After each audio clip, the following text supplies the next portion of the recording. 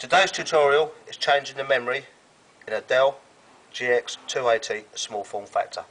This is also the same for a GX260 and a GX270.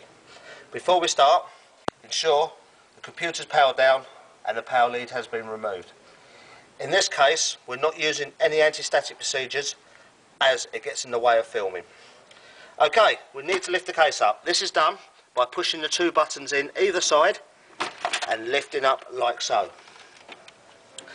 Here is the memory. This piece we're going to replace and put two other sticks back in.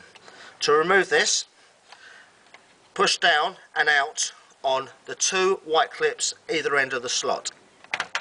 Like so, memory pops out. New memory to replace. If you notice, the slot is slightly off centre. The same with the slot on the motherboard.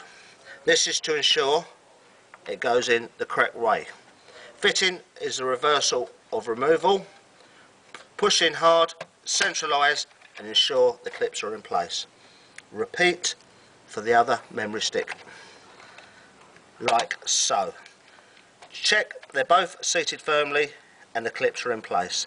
And that is your memory changed. Replace the lid, clip home, ensure it's shut properly.